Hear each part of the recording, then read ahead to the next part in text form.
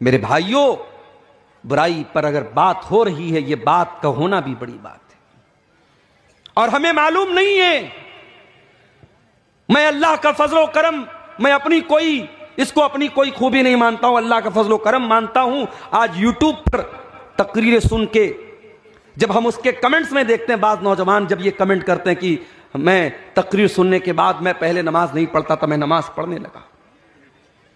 بعض نوجوان what's app پر message کرتے ہیں کہ مولانا آپ کی تقریر سنتا ہوں، فلاں برائی میرے اندر تھی، اب میں نے توبہ کر لی ہے، میرے لیے دعا کیجئے گا۔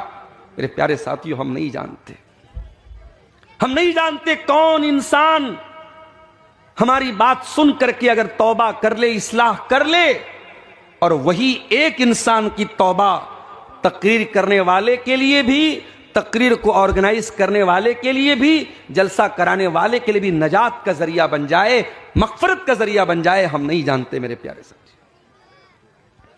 میرے بھائیوں، برائی پر اگر بات ہو رہی ہے، یہ بات کا ہونا بھی بڑی بات۔ اور یہ عورت اگر بگڑ جائے، یہ عورت بے حیا ہو جائے، یہ عورت بے دین ہو جائے، یہ عورت اللہ اور اس کے رسول سے دور ہو جائے، تو میرے نبی فرماتے ہیں ما ترکت فتنةً اضر علی الرجال من امتی من النساء، میں نے اپنی امت کے مردوں کے لیے عورت سے زیادہ خطرناک کوئی فتنہ نہیں چھوڑا ہے۔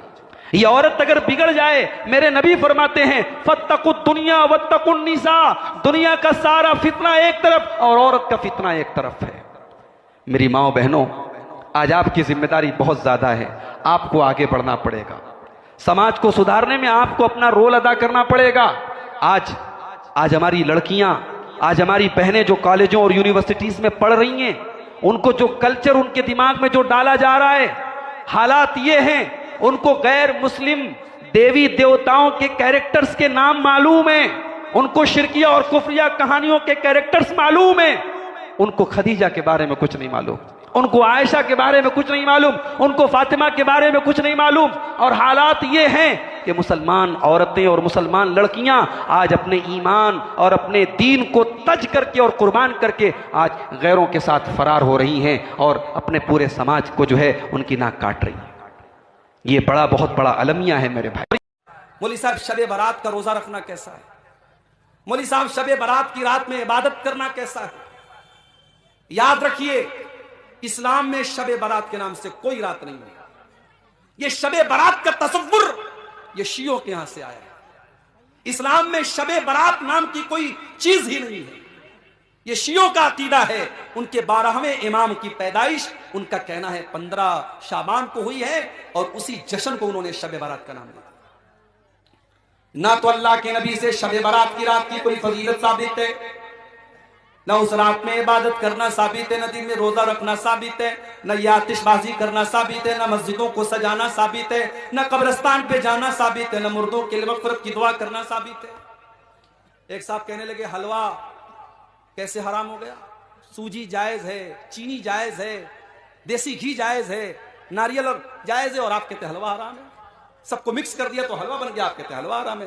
میں نے کہا بھائی، حلوہ حرام نہیں ہے، حلوہ حرام نہیں ہے، حلوہ یقیناً بہت اچھی چیز ہے، ہم کو بھی کھلائیے، ہم بھی کھائیں گے، مگر آپ کس عقیدے کے مطابق بنا رہے ہیں؟ آپ شب برات پر بنا رہے ہیں تو کیوں بنا رہے ہیں آپ؟ ایک صاحب کہنے لگے حلوہ ہم اس لیے بناتے ہیں کیونکہ نبی اکرم کے دانت ٹوٹ گئے تھے غزوہ احد میں، آپ نے حلوہ کھایا تو اس لیے ہم حلوہ کھاتے ہیں۔